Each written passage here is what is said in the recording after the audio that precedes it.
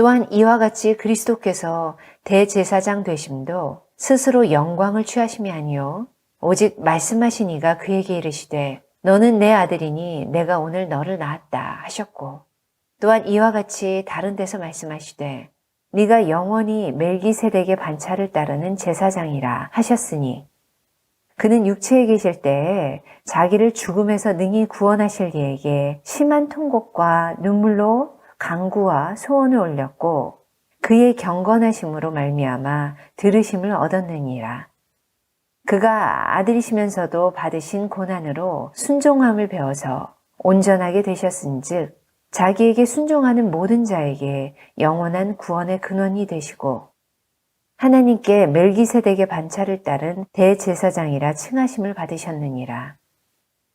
오늘 아침에 나오다 보니까 가을이라고 구름 한 점 없는 청명한 하늘을 보게 됐는데 우리 성도님들의 심령도 그렇게 푸르고 청청하시기를 간절히 바랍니다. 하나님은 사람들에게 은혜를 베푸시되 차별하지 아니하시는 하나님이십니다. 지금 전쟁을 벌이고 있는 팔레스타인의 하마스라고 하는 집단과 이스라엘, 자기들이 여호와를 섬기는 선민이라고 생각하는 그들에게도 하나님은 동일한 햇빛을 비추어 주시고 때가 되면 동일한 비를 내려주십니다. 하나님은 절대로 예수 믿는 사람이라고 또 예수 안 믿는 사람이라고 차별해서 예수 믿는 사람에게는 생존권을 보장하시고 예수 안 믿는 사람에게는 기본 생존권을 보장하지 않으시는 그런 편파적인 하나님이 아니십니다. 그러면 왜 그런 차이가 나느냐? 예수를 믿는 사람과 예수 믿지 않는 사람 사이의 삶에 그 차이가 왜 그렇게 날까요? 저는 그게 항상 어려서도 궁금했습니다. 하나님은 똑같은 하늘 아래, 그렇죠? 우리 이 동네도 그렇잖아요. 예수 믿는 사람하고 예수 안 믿는 사람하고 한 아파트에 살잖아요.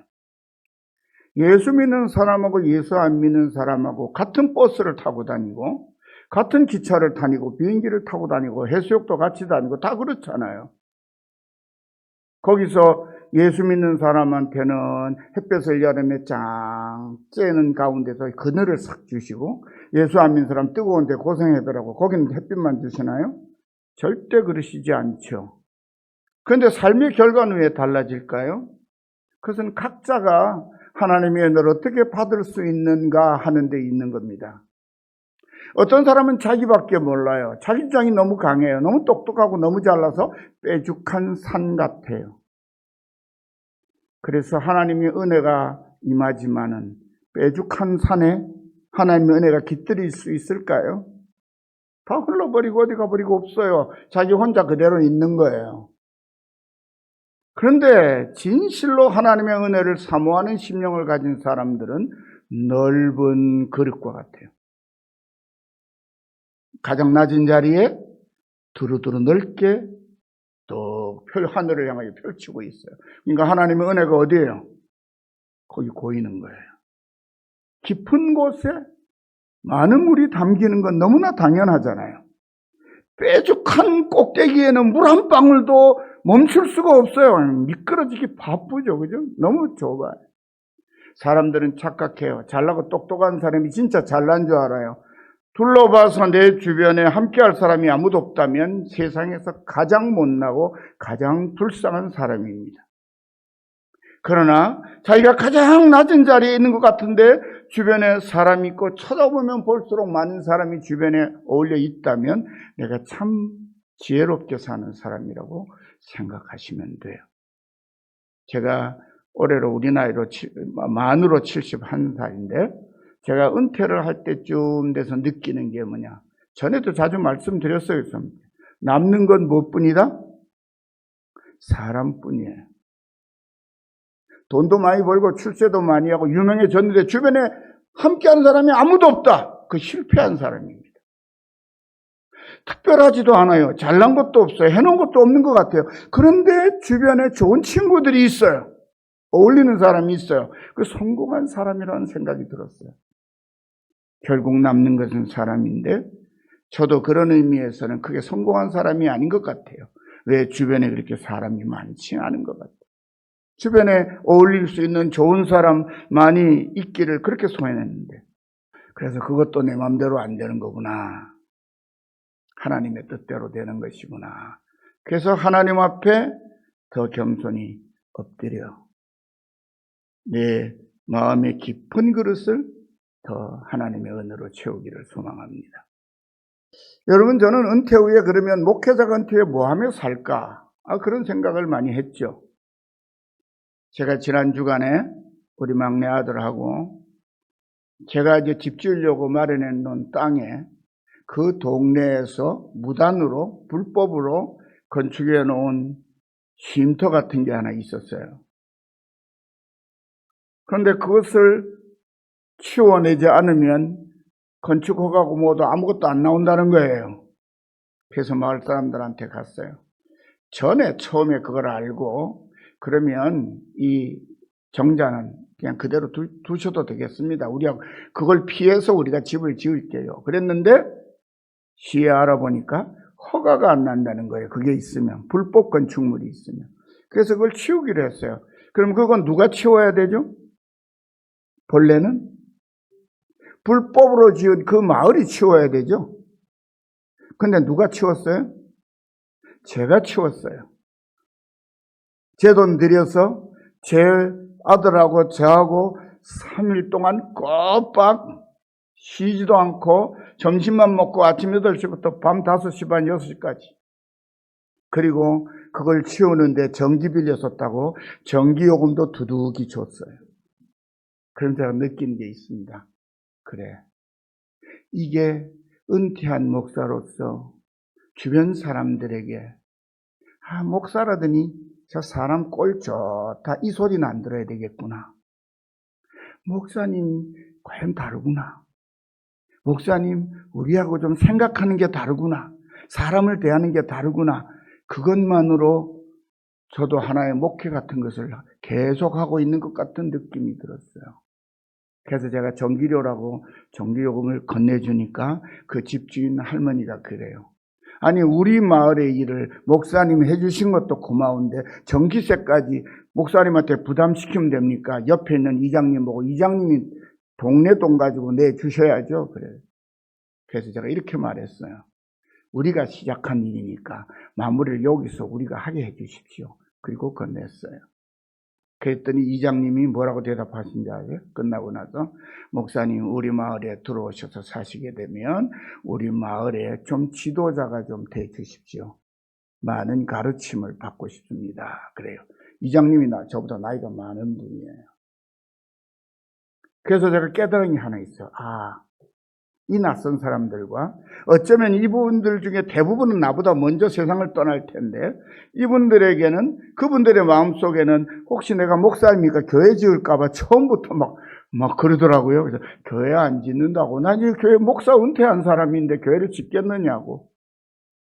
이동수 목사님하고 같이 갔거든요. 그 전에.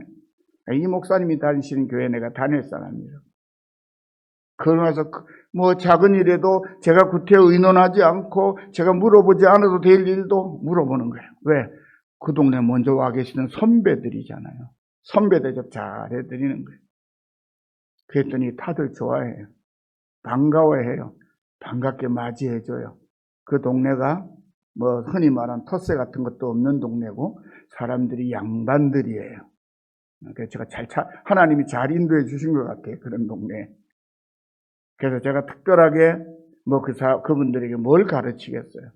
그분들 저보다 인생 경험도 훨씬 많은 어르신들이고 얼굴 보니까 지혜롭고 점잖게 생기신 분들인데 그래서 여기서 내가 사람의 도리만 잘 지켜도 덕이 되겠다. 그런 생각을 했습니다. 오늘 제가 우리 성도님들에게 말씀드리고자 하는 말씀은 지금 이 시대에 지금 이 어려운 가운데에서 사람들은 이렇게 생각하기 쉽죠. 누구만 바뀌면 될 텐데, 누구만 없으면 될 텐데.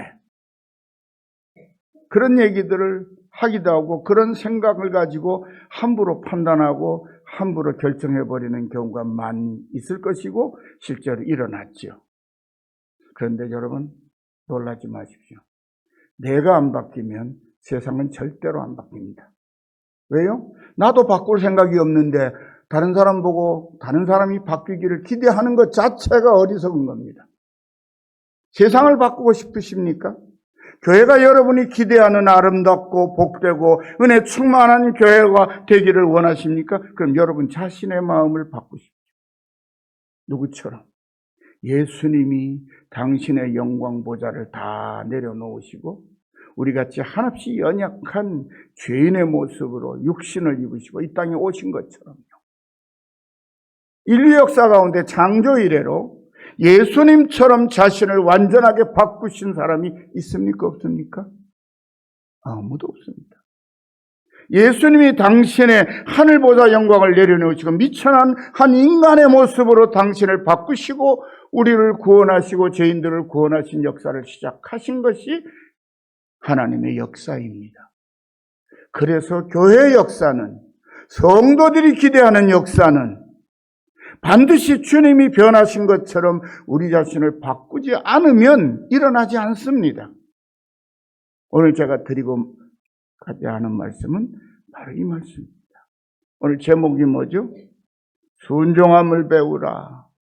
다른 말로 하면요, 바꿔야 산다 그 말씀입니다. 바꿔야 산다라는 제목을 하려니까 너무 갑자기 놀라실 것 같아서 가로치고 바꿔야 산다라고 제가 달았어요. 여러분, 서양의 핑이라는 우화집에 나오는 이야기 하나를 소개해 드리려고 합니다. 자신이 살고 있던 연못의 물이 가뭄에 말라버렸습니다.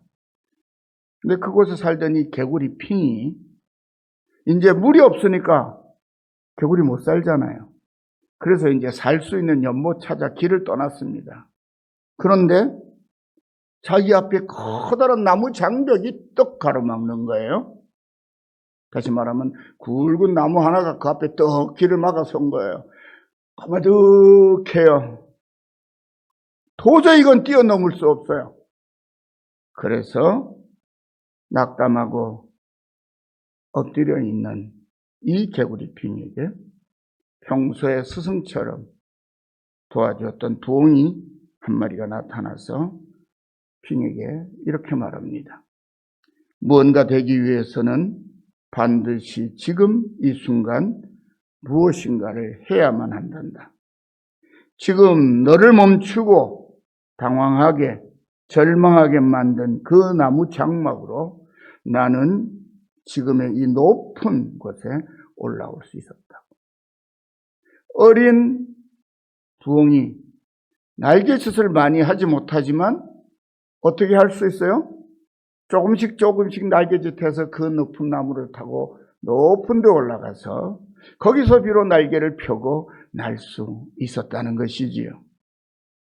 부엉이에게도 그 나무 장막은 한때는 큰 장애물이고 절망을 안겨준 장벽과 같았다는 것입니다. 자신의 앞길을 막았던 장애물이 오히려 더 높이 오르는 기회의 자리를 제공하게 되었다는 의미로 우리는 이해할 수 있어요. 부엉이가 나는 그 장막을 조금씩 뛰어 올라서 여기 올라와서 날개를 펴고 마음껏 날았다는 것입니다. 부엉이의 그 말에 용기를 얻은 이 개구리가 있는 힘을 다해 나무 장막으로 올라서 마침내 어떻게 해요? 부엉이가 앉아서 자기에게 이야기하던 그 높은 자리까지 올라서서 멀리 보면 어떻게 되죠? 연못이 어디 있는지 보이죠, 그죠? 땅바닥에서는 연못이 잘 보이질 않아요. 높은 데 올라가면 다 보이잖아요. 아마 이 이야기가 있는 것은 개구리가 연못을 찾아갔을 것 같습니다.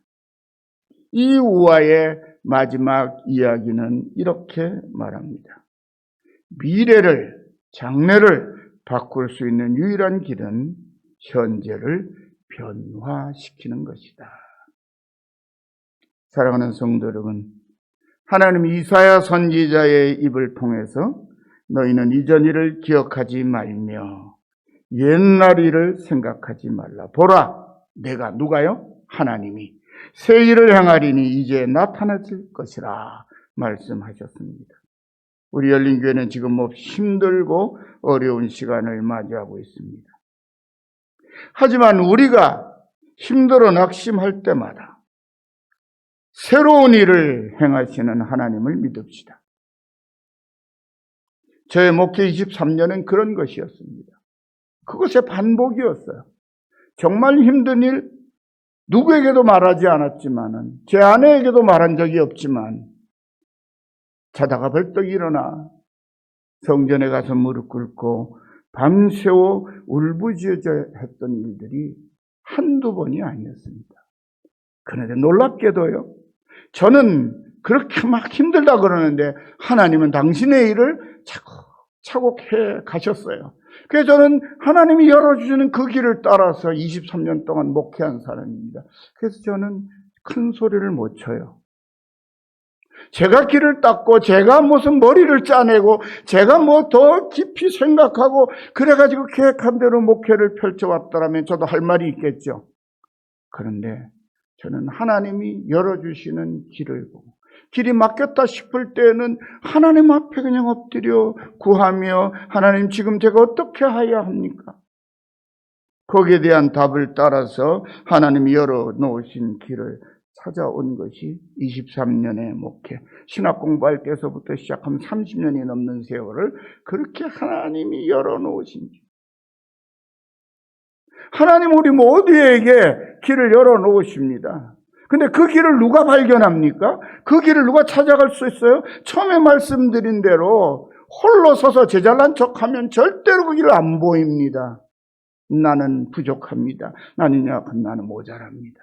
나는 주님의 도우심이 없으면 안 됩니다. 그러면 그 길이 보이는 거예요. 하나님이 앞에 놓아두신 작은 장애물을 통해서 모두 하나님의 뜻을 따르는 담대한 순종의 사람으로 우리 모두가 새롭게 변화되기를 간절히 소망합니다. 그렇게 함으로써 하나님께서 열어주시는 은혜로운 자리에 모두가 함께 오르시기를 우리 주님의 이름으로 간절히 축원합니다. 성도 여러분, 보통의 사람들은 무슨 어려운 일을 만나면 대부분 누군가를 탓하거나 아니면 마음에 들지 않는 무언가를 바꾸어 보려고 합니다. 하지만 나 자신이 바르지 못한 생각과 태도를 바꾸지 않으면 그 어떤 사람도 바뀌지 않고 그 아무것도 결단코 바뀌지 않습니다. 우리는 그 사실을 많은 인생 경험을 통해서 이미 잘 알고 있습니다. 모르는 게 아닙니다. 그럼에도 불구하고 우리는 여전히 자신이 아닌 남을 바꾸려 하고 상황을 바꾸어 보려다가 실패를 반복하고 절망에 이르기까지 합니다. 그렇게 자신을 바꾸지 않으므로 크고 작은 실패를 반복하다가 마침내 완전히 멸망해버린 사람이 바로 이스라엘의 첫 번째 왕 사울입니다. 사울왕은 사무엘이 전해진 아말렉을 진멸하라는 하나님의 명령을 따르지 않고 자기 계산해가지고 이렇게 하면 되겠다 그래가지고 짐승들 중에 좋은 극상품을 다 가지고 옵니다. 하나님께 번제 드리려고 그런다고 자신은 그러려고 가져온 게 아니고 탐나서 가져온 것일 뿐이에요. 그뿐만이 아닙니다. 아말렉 왕 아각도 살려가지고 옵니다. 왜? 몸값 좀 받아낼 뭐가 있을까 싶어서 그런 거예요. 머리 좋은 사울왕이 자기 머리를 빨리 돌렸는데 이 사울왕이 멍청한 것은 하나님보다 머리 좋은 사람이 있습니까? 없습니까? 하나님과 머리 싸움 한 거예요. 하나님 명령을 따르지 않았습니다. 그런 사울왕에게 사무엘 선지자가 찾아가서 여호와께서 번제와 다른 제사를 그의 목소리를 청종하는 것을 좋아하신 같이 좋아하시겠나이까? 순종이 제사보다 낫고 듣는 것이 순양의 기름보다 나으니 이는 거역하는 것은 점치는 죄와 같고 완고한 것은 사신 우상에게 절하는 죄와 같으니라. 왕이 여호와의 말씀을 버렸으므로 여호와께서도 왕을 버려 왕이 되지 못하게 하셨나이다. 꾸짖습니다. 이건 하나님의 최후 통첩입니다. 이제 너는 왕자에 내려와야 된다. 하지만 사울왕은 하나님의 최후 통첩을 받고도 자신의 생각과 삶의 태도를 바꾸지 않습니다. 하나님은 사울왕에게 진정으로 돌이켜서 순종할 수 있는 마지막 기회를 사무엘 선지자를 통해서 주셨지만 그는 하나님이 주신 기회를 차버리고 점점 더 완악하고 난폭하며 자기 중심적인 사람이 되었습니다. 사랑하는 성도 여러분, 우리의 주인이신 예수님은 우리의 죄와 허물을 용서하시고 영원한 생명을 얻는 구원의 길을 열어주시려고 우리와 똑같은 사람의 몸을 입으시고 세상에 오신 성자 하나님이십니다. 그리고 당신의 십자가 죽으심과 부활을 통해서 아버지 하나님의 기뻐하시는 뜻을 완전히 이루셨습니다.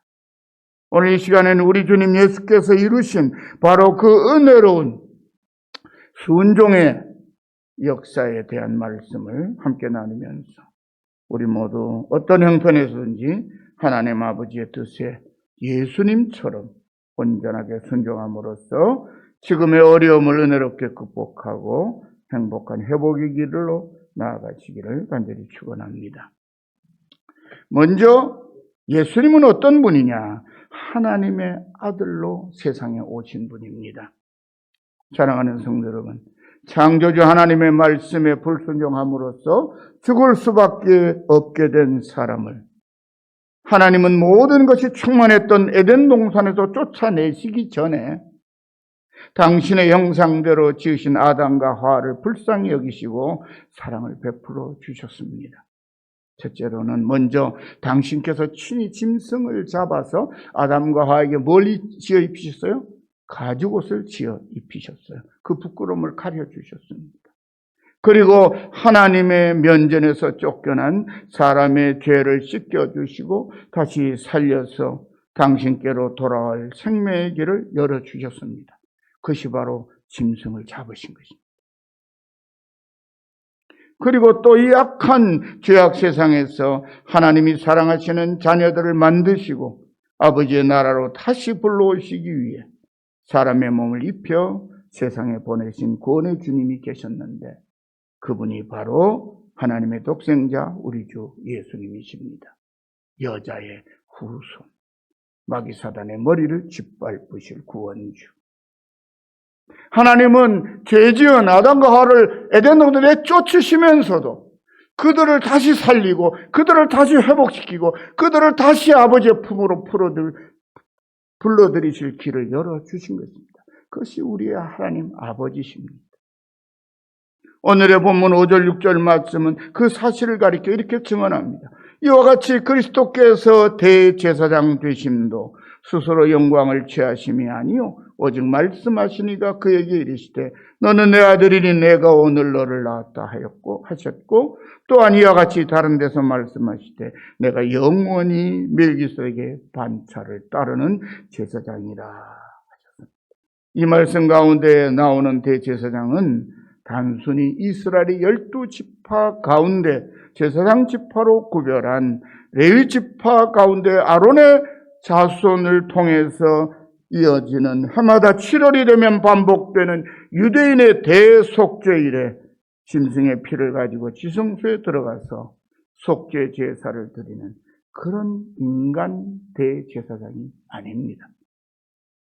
이 말씀이 증언하는 우리의 대제사장은 당신 자신의 몸과 피로 단번에 성부 하나님께 영원한 속죄 제사를 드리신 오늘 성경 말씀이 증언한 대로 하늘의 근원을 둔 멜기세덱의 반차를 따르는 영원한 대제사장, 하나님의 유일하신 아들 독생자 우리 주 예수 그리스도이십니다.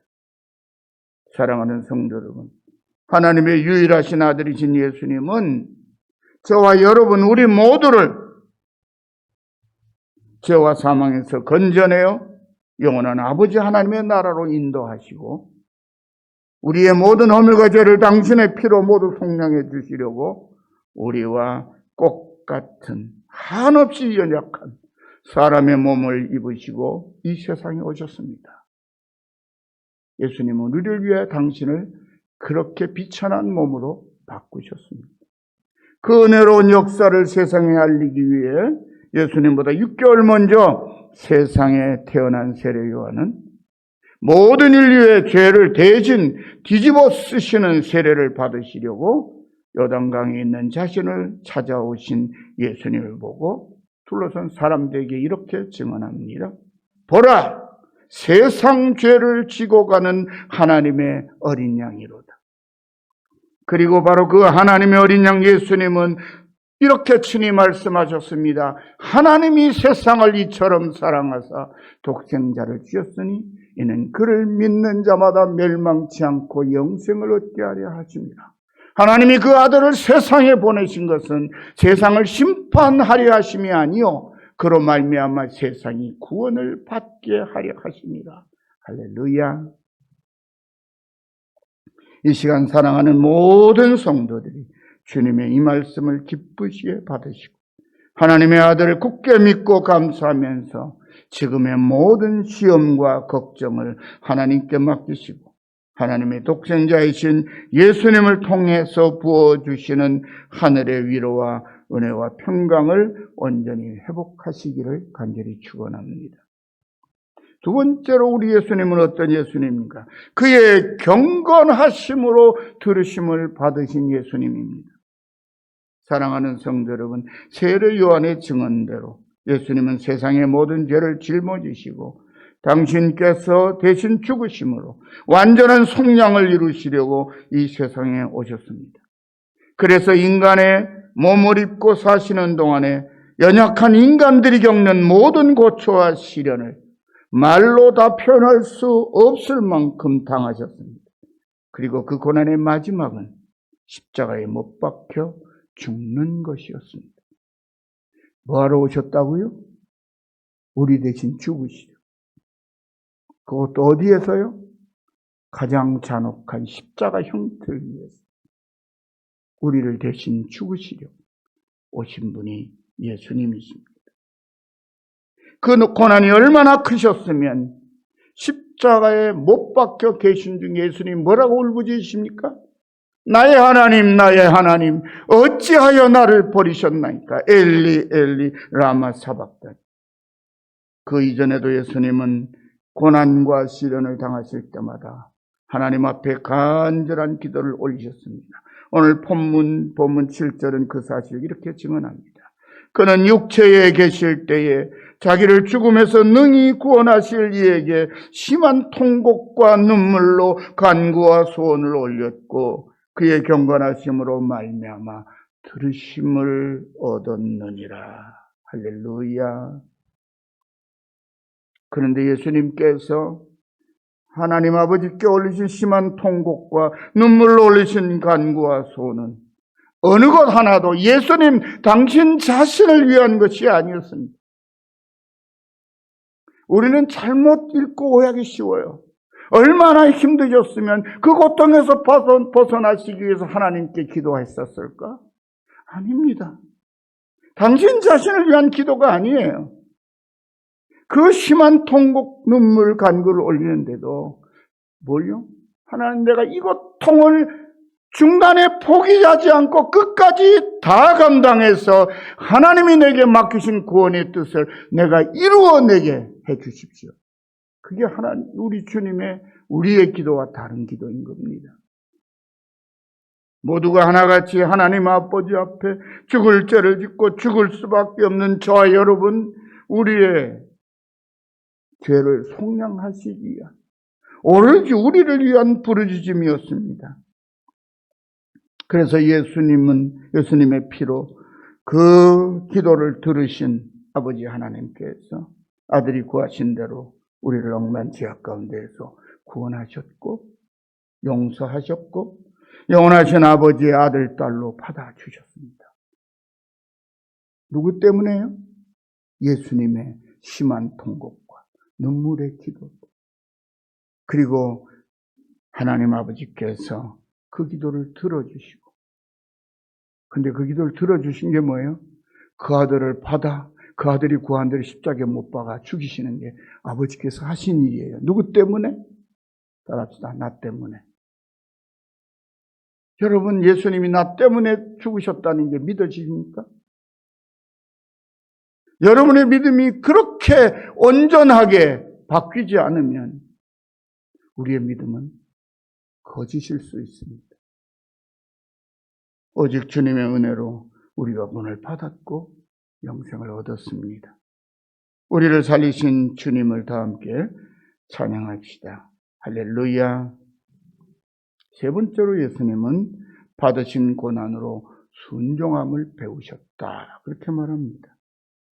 사랑하는 성도 여러분, 이어지는 말씀이 정말 놀랍습니다. 8절에서 10절 말씀입니다. 그가 아들이시면서도 하나님의 아들이시면서도 받으신 고난으로 순종함을 배워서 온전하게 되셨은즉 자기에게 순종하는 모든 자에게 영원한 구원의 근원이 되시고 하나님께 멜기세덱의 반차를 따른 대제사장이라 칭하셨음을 받으셨느니라. 여러분, 예수님이 뭘 배우실 게 있어요? 예수님 배우실 게 있다 하시는 분 손 들어봐요. 예수님 배우실 거 없는 분이시다. 네. 1분은 맞고 1분 틀립니다. 예수님은 우리가 생각해서는 배우실 게 없는 분이죠. 천지만물을 지으신 분인데 뭘 배워요? 이 세상의 모든 이치와 모든 게 주님 다 아신 것, 주님 뜻대로 되었는데, 그런데 성경은 분명히 뭐라고 해요? 그가 아들이시면서도 받으신 고난으로 무엇을 배워서? 순종함을 배워서 그 다음에 뭐라고요? 온전하게 됐죠. 예수님이 더 온전하실 게 뭐 있습니까? 예수님 온전하신 분 아니에요? 여기 말씀을 우리와 연결시키지 않으면 해석이 안 돼요. 예수님은 고난을 받으십니다. 그 고난을 통해서 뭘 배우셨다고요? 순종함을 배워서 어떻게 해요? 온전하게 되셨다. 이건 무슨 이야기인가? 전혀 우리를 위한 말씀입니다. 너희도 고난을 당할 때마다 겸손히 하나님께 순종해서 온전한 믿음의 사람이 되어야 한다는 거예요. 하나님의 뜻을 이루려면, 하나님의 뜻대로 되려면 육신의 몸을 입고 오신 예수님도 철저하게 그 하나님의 역사에 순종하셔야 된다는 거예요. 그렇다면 하물며 우리 같은 빤질빤질한 죄인들이 하나님께 온전히 순종하는 게 그냥 되겠어요? 제가 3남매를 키워봤습니다만은 어릴 때 말 들어요? 잘 안 들어요? 오죽하면 옛날에 어머니들이 이건 누구 새끼인지 모르겠다 그런데 때릴까요? 얼마나 말 안 들었으면. 그런데 그 말 안 들으면서도 고난을 당하면 말 잘 들어요. 세워놓고 종아리 딱 때리면 다시는 안 그럴게요. 다시는 안 그럴게요. 그리고 말 잘 듣죠? 따라합시다. 우리는 고난을 받아야 정신 차리고 순종한다. 그렇죠? 그렇게 우리는 온전한 순종의 사람이 되어가는 거죠. 여러분, 우리는 우리 앞에 고난이 닥치면 왜 이런 게 와? 나 예수 믿는데 하나님 너무하시지? 아니요. 왜 고난이 왔어요? 우리가 말 안 듣고 뺀질거리니까 하나님께서 정신 차리라고 그걸 하나씩 주시는 거예요. 우리를 가르치시는 거예요. 예수님께서도 고난을 통하여 순종함을 배워 온전한 대속의 주님이 되셨다면 우리는 하나님의 온전한 믿음의 아들, 딸이 되려면 얼마나 변해야 할 것인가. 순종의 사람으로 바뀌지 않으면 온전한 사람이 아니라는 거예요. 사랑하는 성도 여러분, 예수님은 전능하신 하나님의 아들이십니다. 사도 요한의 증언을 따르면 태초부터 있는 생명의 말씀이십니다. 태초부터 하나님이신 창조주시며 우리의 생명의 주인이 바로 예수님이십니다. 바로 그분이 말씀으로 하늘과 땅을 지으신 성자 하나님이십니다. 이 엄청난 진리를 사도 요한은 요한복음 1장 1절 4절에서 이렇게 증언합니다. 태초에 말씀이 계시니라. 이 말씀이 하나님과 함께 계셨으니 이 말씀은 곧 하나님이시니라. 그가 태초에 하나님과 함께 계셨고 만물이 그로 말미암아 지은 바 되었으니 지은 것이 하나도 그가 없이는 된 것이 없느니라. 그 안에 생명이 있었으니 이 생명은 사람들의 빛이라. 이처럼 전능하신 창조주 성자 하나님께서 우리의 인류의 죄를 친히 감당하심으로 우리에게 영원한 생명을 주시고 또 하나님의 사랑을 받는 아들, 딸로 부르시려고 우리와 똑같은 사람의 몸을 입으시고 이 세상에 오셨습니다. 우리와 같이 연약한 육신을 친히 입으셨습니다. 그리고 그 연약한 몸으로 우리를 구원하시기 위해 우리 대신 모든 고난을 당하셨습니다. 저와 여러분 같으면 억울하기 짝이 없어서 내가 무슨 죄를 지었다. 내가 뭘 잘못했는데. 그렇죠? 우린 죄를 짓고도 다른 사람보다 내가 큰 죄 안 지었다고 나 죄 없다 그러죠. 돌아서서는 그래도 약간 캥기는 게 있죠. 근데 왜 큰 소리 뻥뻥 쳐요? 나보다는 네가 더 큰 죄를 지었잖아. 나보다 네가 더 잘못했잖아. 그러니까 너는 죄인이고 나는 상대적으로 너에 비해서 덜 죄인이다. 의인이라 소리는 감히 못하고. 예수님인데 얼마나 억울하시겠어요. 진짜 아무 죄도 없으신데.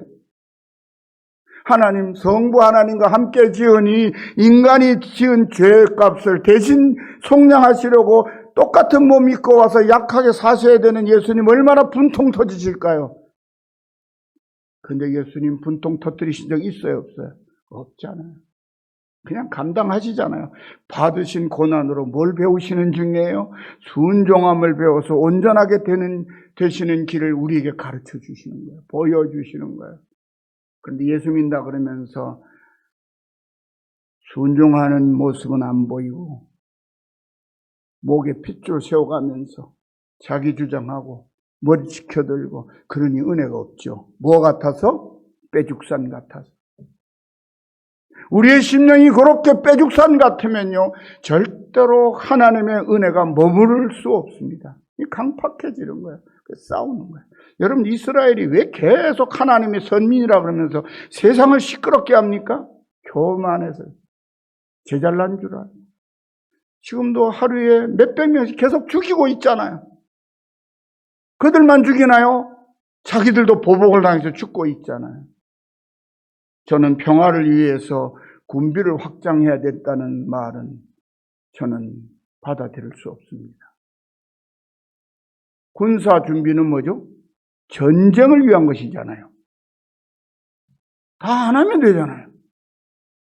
하나님의 형상으로 지음받은 존귀한 인간이 말로 할 수 있잖아요. 뭐만 하면? 조금만 양보하면, 서로 조금만 양보하면 되잖아요. 좀 이따 마음이 급해지면 좀 생각해보고 하자. 잠깐 휴전. 그리고 돌아가서 생각해보는 거예요. 어떤 게 같이 사는 방법인가. 근데 그렇게 안 해요. 어리석은 일은 너 죽여야 나 살고 너 못 죽이면 내가 죽는다. 그래서 서로 죽이는 거예요. 결국 인간은요, 하나님이 심판을 안 하셔도요, 스스로 우리 죄 때문에 서로 죽이고 망할 거예요. 그래도 사람에게 희망을 품어야 돼요. 왜? 하나님이 지으신 하나님의 형상대로 변화된 성도가 그래도 이 땅에 어담은 얼마라도 남아있잖아요. 아직까지 이 땅에 의인 10사람이 넘는 모양이에요. 하나님이 심판하시지 않는 거 보니까. 열린교에 앉아 계신 여러분이 그 10사람의 의인 가운데 드시는 분들이라고 믿습니다. 여러분 덕분에 이 동네가 불배가 안 맞는 줄 알아요. 우리가 하나님이 기뻐하시는 아들, 딸다운 모습을 그대로 지키고 있는 동안에는 하나님께 순종하는 참된 믿음의 아들, 딸로 변화되어 우리가 살고 있는 동안에 우리의 가정은, 우리의 일터는, 우리의 삶의 이웃들은 안전합니다. 저는요, 무천이라는 데에 들어가서 살 거예요. 집을 짓고. 거기 가서 제가 전도는 못하더라도 한 가지 할 게 있어요. 하나님, 저희 때문에 이 동네가 망하지는 않게 해주세요. 저희를 보시고 이 동네를 심판하실 마음이 생기셨다가도 물리시게 좀 우리가 살 수 있게 해주십시오. 그 기도 제가 할 책임이 있다고 생각해요. 선한 영향력을 조금이라도 발휘할 수 있게 도와주십시오. 우리 주님은 우리와 똑같은 연약한 모습을 입으시고 그 연약한 몸으로 우리를 구원하시기에 모든 것을 당하셨어요. 저 여러분 같으면 억울하기 짝이 없을 텐데 그런 말씀도 안 하셨어요. 그런데 우리 예수님은 우리를 대신해서 받으시는 그 고난 가운데에서 아버지 하나님께 심한 통곡과 눈물과 간구와 소원을 아뢰면서 하나님의 뜻을 따르는 순종함을 배우시고, 그래서 십자가를 앞에 두고 겟세마네 동산에서 땀이 변하여 피처럼 흐르는 고통을 받으시는 중에도 아버지여, 만일 아버지의 뜻이거든 이 잔을 내게서 옮기시옵소서. 그러나 내 원대로 마시옵고 아버지의 원대로 되기를 원하나이다. 아버지의 원이 뭐죠? 예수님 죽여서 우리 살리시는 거예요. 아버지 하나님의 뜻 원이 뭐라고요? 아들 예수님을 죽여서, 따라합시다, 나를 살리시는 것. 그게 아버지의 뜻이에요. 예수님은 저 못된 분들 죽여서 날 살리십시오가 아니고요, 아버지의 뜻이 나를 죽여서 저들을 살리시는 것이라면 그렇게 하지. 여러분, 그래도 주님의 은혜가 감사하지 않습니까? 가슴 벅차지 않아요? 저는 그 생각할 때마다 가슴이 벅차요. 내가 도대체 무엇이기에? 우리는 예수님의 이 순종의 기도를 통해서 고난을 뛰어넘고 아버지의 뜻에 순종하시는 그 참되신 아들의 모습을 우리 마음판에 다 새길 수 있습니다. 사랑하는 성도 여러분, 예수님께서 보이신 모범을 따라 나 자신을 바꾸지 않으면 아무것도 그 무엇도 바뀌지 않습니다. 하나님은 나의 세상적인 신분이나 지위나 능력을 보시고 나를 살려주신 것이 아닙니다. 내 마음 중심에 예수님을 모시고 살아가는 그 작은 믿음을 보시고 살려주셨습니다. 그러므로 진실로 예수 안에서 거듭나지 않으면, 다시 말씀드려서 자신을 참으로 예수님을 닮은 모습으로 바꾸지 않으면 하나님의 아들도 아들, 딸로 인정받으실 수 없습니다. 우리가 여전히 자신을 바꾸지 않는 것은 예수님처럼 살면 뭔가 손해볼 것 같아서 그러는 것 같습니다. 여러분, 단언하건대 예수님처럼 순종의 삶으로 여러분을 바꾸십시오. 그러면 순종하는 자에게 부으신 하나님의 은혜도 축복도 여러분 염려하지 않아도 찾아옵니다. 그런데 우리가 예수님처럼 우리 자신을 온전한 믿음의 아들 또 딸로 바꾸지 않으면 우리가 기대하는 그 무엇도 오지 않을 뿐만 아니라 우리가 힘쓰고 애쓴 것도 공중탑이 무너지듯이 아무 결과를 얻을 수 없습니다. 사랑하는 성도 여러분, 진실로 거듭나지 못하는 사람은 자신의 생각을 앞세웁니다. 자신의 주장과 고집을 따라 살아갑니다. 하지만 성령 하나님의 감동을 받아 참으로 거듭난 사람은 자기 주장을 내려놓고 하나님의 말씀과 아버지의 뜻을 따라 살아갑니다. 그리고 교회와 믿음의 형제 자매의 유익을 자신의 유익보다 먼저 생각합니다.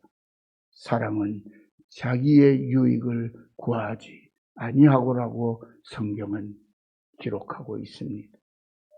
그래서 바울 사도는 만물이 주에게서 나오고 주로 말미암고 주에게로 돌아갑니다. 그에게 영광이 세세 있을지어다 라고 로마서 11장 36절에 선포합니다. 그리고 바로 이어지는 12장 1절에 뭐라고 말합니까? 그러므로 형제들아, 내가 하나님의 모든 자비하심으로 너희를 권하노니 너희 몸을 하나님이 기뻐하시는 거룩한 산 제물로 드리라. 이는 너희가 드릴 영적 예배니라.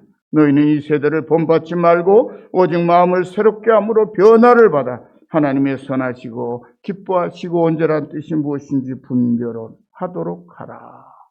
그런데요, 제가 여러 번 우리 성도님들에게 가르쳐 드렸어요. 이 말씀을 본래 성경 헬라어 원문대로 직역을 하면 이렇게 됩니다. 자, 차이가 어디 있는가 잘 들어보세요. 그러므로 형제들아, 내가 하나님의 모든 자비하심으로 너희를 권하노니 너희 몸을 하나님이 기뻐하시는 거룩한 산 제물로 드리라. 이는 너희가 드릴 영적 예배니라. 그리고 그 다음부터 주의해 들으십시오. 너희는 이 세대를 본받지 말고, 여기까지는 갔죠. 하나님의 선하시고 기뻐하시고 온전하신 뜻이 무엇인지 분별하기 위하여 오직 마음을 새롭게 함으로 변화를 받아라. 명령입니다. 변해보는 게 좋겠나? 내가 변하면 하나님의 뜻을 알 수 있을까가 아니고요. 우리가 모르는 하나님의 선하시고 기뻐하시고 온전한 짓을 알고 그 뜻대로 살아가려면 뭐 해야 된다고요? 내 마음을 바꿔야 되는 거예요. 마음을 새롭게 함으로 변화를 받아야만 그게 되는 거예요. 그래서 성경 헬라 원문은 이렇게 증언하고 있어요. 오직 마음을 새롭게 함으로 변화를 뭐하라? 받아라! 사랑하는 성도 여러분, 열린 가족 여러분, 이 말씀 우리가 진정으로 마음을 새롭게 바꾸지 않으면 우리를 향하신 하나님 아버지의 뜻이 무엇인지를 분별할 수 없다. 하나님의 뜻을 분별하지 못하면 뭐가 나오죠? 자기 생각, 자기 주장, 자기 고집, 자기 말. 이게 항상 먼저 나오는 거예요. 다른 사람 전혀 생각하지 않아요. 이 말하는 게 하나님의 뜻에 맞는 걸까? 하나님이 내가 이 말을 하는 것을 용납하시고 기뻐하실까? 거긴 관심 없어요. 내 기분대로 하는 거니까요. 하나님의 뜻은 전혀 고려되지 않으니까요.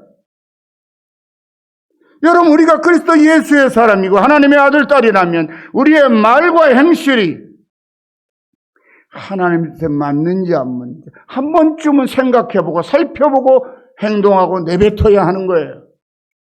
그래서 그리스도인의 말은 다시 키워 담을 필요가 없어야 돼요.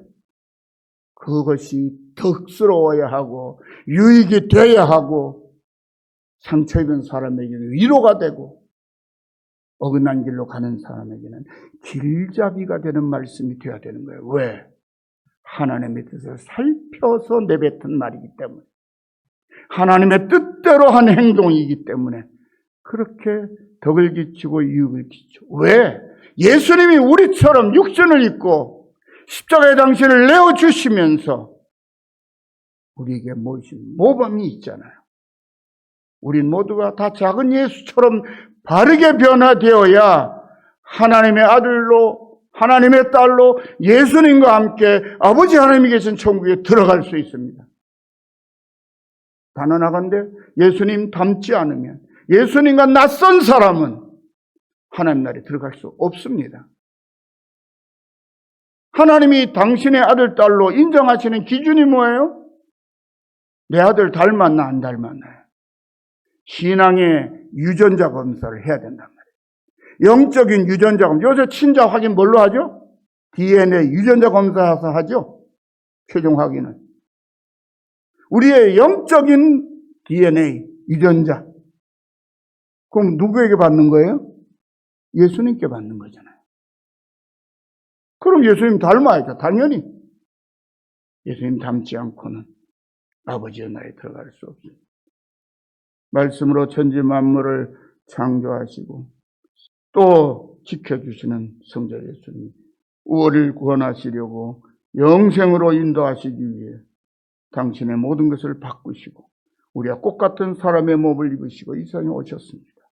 그리고 우리는 그렇게 우리를 찾아오신 예수님의 부름을 받아 영원한 생명을 얻은 하나님의 사랑을 받는 아들, 딸이 되었습니다. 그러므로 우리는 마땅히 우리가 낙심하지 아니하노니 우리의 겉사람은 낡아지나 우리의 속사람은 날로 새롭도다 라고 고백한 사도 바울처럼, 또 바울 사도가 일평생 따랐던 우리 예수님처럼 우리를 새롭게 바꾸어야만 합니다.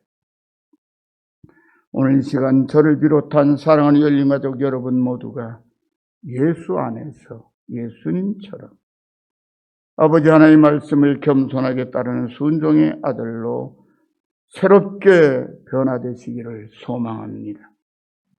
그리고 다 같이 한 마음으로 함께 섬기는 우리 열린 교회 안에서 더욱 건강하고 활기차게 사랑을 나누며 건강하게 부흥하는 행복한 성도들이 되시기를 우리를 사랑하사 당신의 생명을 아낌없이 내어주신 하나님의 독생자 예수 그리스도의 이름으로 간절히 축원합니다.